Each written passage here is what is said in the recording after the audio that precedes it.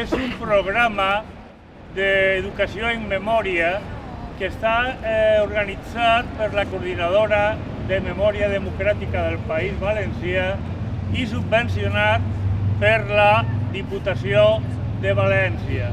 I és fer-vos arribar una mica la idea de com era la València de la dictadura franquista. També anireu al refugi de la guerra de l'Ajuntament de València, que està molt bé, i que us quedi la idea del que va representar la ruptura d'una Espanya democràtica, que era l'Espanya republicana, després de la guerra, la entrada de l'Espanya de la dictadura, de l'Espanya de la repressió.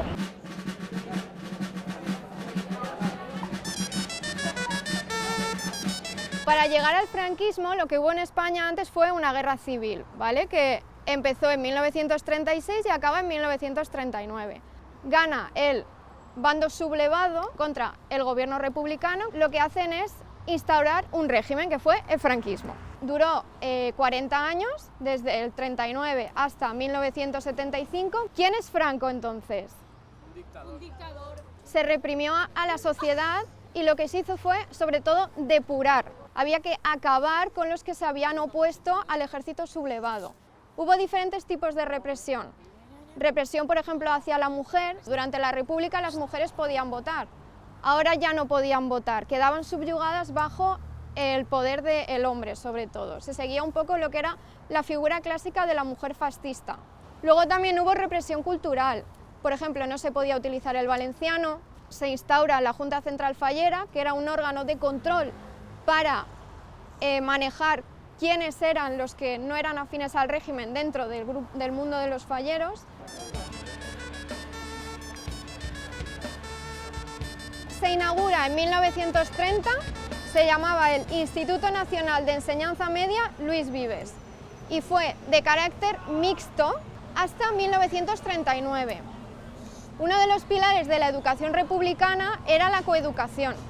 ¿Qué es lo que pasa durante el franquismo? Se hizo una especie de decreto en el que se dictaminó que cuando había varios institutos en un mismo barrio, se haría una segregación. Se represalió a los profesores. Podía haber 3 motivos por los cuales se podía depurar a un profesor: haber sido juzgado por un tribunal militar o haber estado sujeto a la ley de responsabilidades políticas, haber sido pasivo ante el movimiento nacional y luego haber tenido acciones antipatrióticas. Una de las líneas de actuación de la República será la educación. Estaban convencidos de que a través de la educación se podía, digamos, atajar el problema de los fascismos. Entonces se contratan en ese momento muchos maestros, porque el nivel de analfabetismo en España también comentamos que era muy alto y con eso se quería acabar. Todos esos maestros, tengan la ideología que tengan, serán depurados. Yo luego había traído como ejemplos películas que están muy bien, que es La lengua de las mariposas, creo que es de los años 90. La tenéis en Netflix, ¿vale? Y luego esta que es más reciente, que es El maestro que prometió al mar. Que era uno que daba clase, pero que no era como religioso, por así decir. Claro. Y pues al final lo fusilaban. Pues es rojo.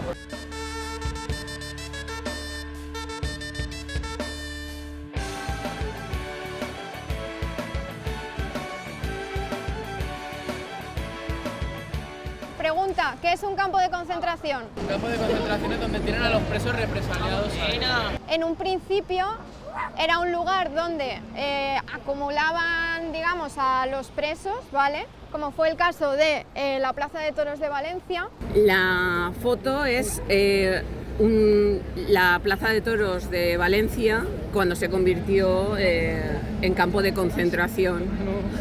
También tenemos otro de los campos de concentración, que fue San Miguel de los Reyes, y las instrucciones para acudir al campo de concentración para ser clasificados lo que se convertirían en presos. No fue la única plaza de toros que tuvo campo de concentración aquí en Comunidad Valenciana.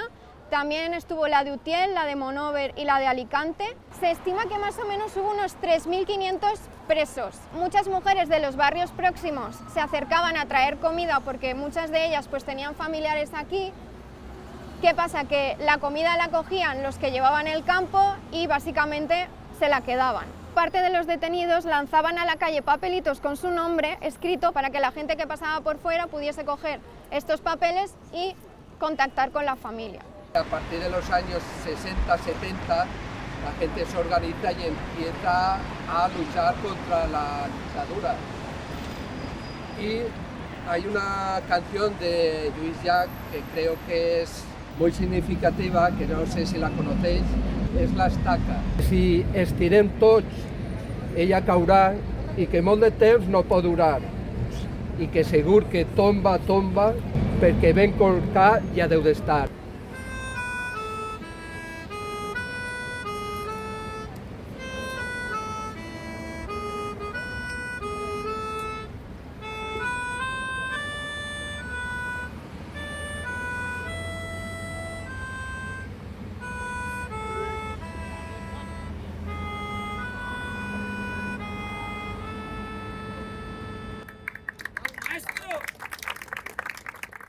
Recordad, como os he comentado, que muchos españoles republicanos que salieron a Francia acabaron en campos de concentración como el de Mauthausen-Gusen.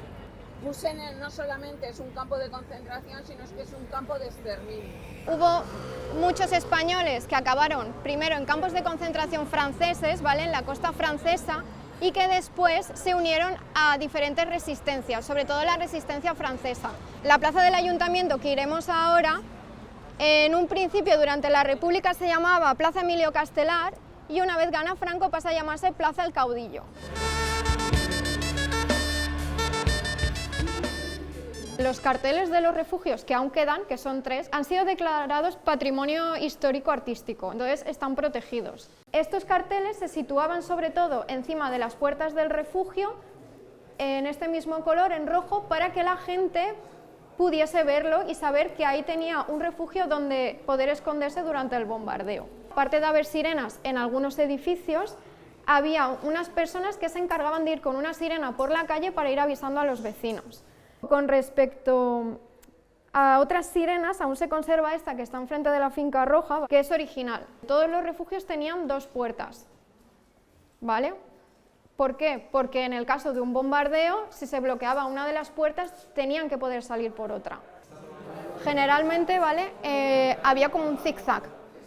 ¿Por qué? Porque si tú piensas que cae la bomba y revienta lo que es toda la zona de la puerta, claro, el impacto puede llegar hasta aquí. Luego también contaban con ventilación y luz asistida, porque pensad que si había un corte de luz tenían que tener un generador o algo que ventilase y diese algo de luz, porque no sabías cuándo ibas a salir de ahí. Igual el bombardeo duraba 1 hora, 2 horas, 3 horas, no lo sabías. Aquí tenéis todos los refugios que más o menos se han localizado. Se estima que habría en torno a unos 300. ¿Por qué bombardean la ciudad? Para destruir lo que puede ser la fabricación de bombas, como era en el caso de Valencia, en la zona del puerto, porque llegaban muchos buques, por ejemplo, de la Unión Soviética o franceses para ayudar al ejército republicano, y luego para causar miedo. ¿Quién bombardeaba? ¿Lo sabéis? Porque Franco tuvo unos aliados. Los alemanes y los italianos. Muy bien. Aquí en la zona de Cataluña y la zona de Valencia bombardearon los italianos. ¿Por qué?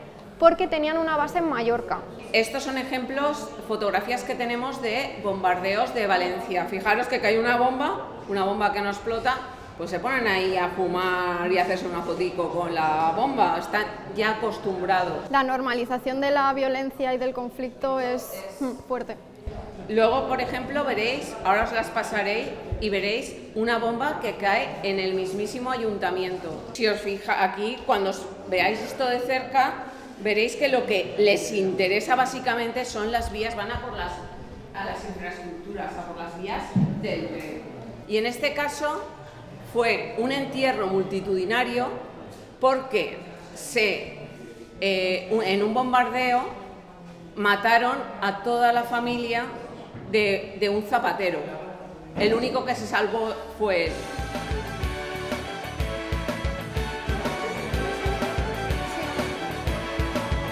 Si os dais cuenta, esa parte es roja y esta parte es azul. Eso es porque han querido enseñar qué parte era probablemente que en el caso de que reventase la puerta o cayese algo se viese afectada y cuál no.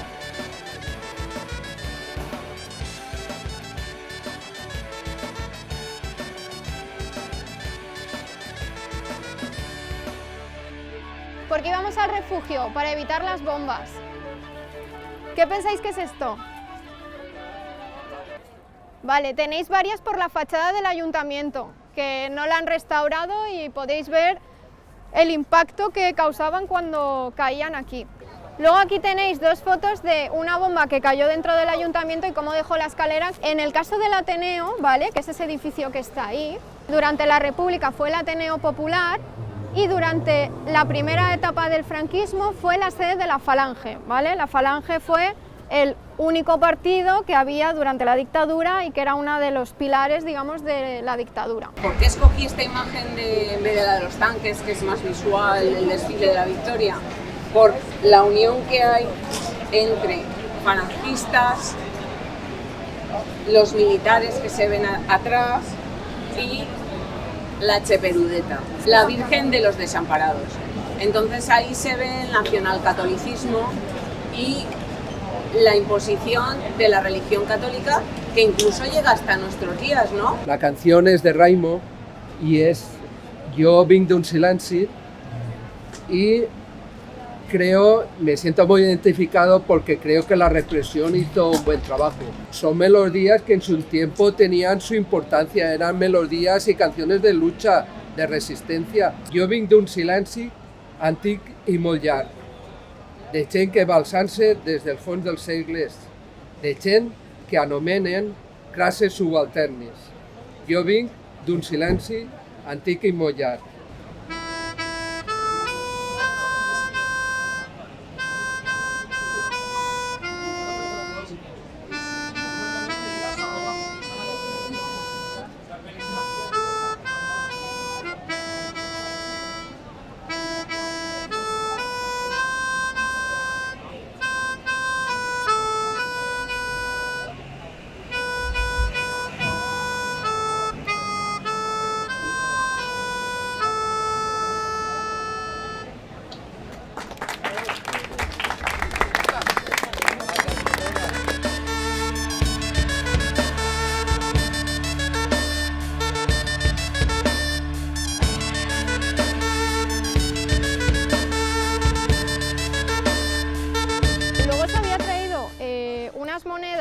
Para que vieseis la cara de Francisco Franco.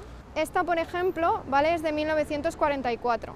Hasta el 52, si no recuerdo mal, no se empiezan a implantar la cara de Franco en las monedas. Entonces, como veis, aquí tenéis el escudo, ¿vale?, con el águila, una peseta, y luego ya empiezan a poner la cara de Franco.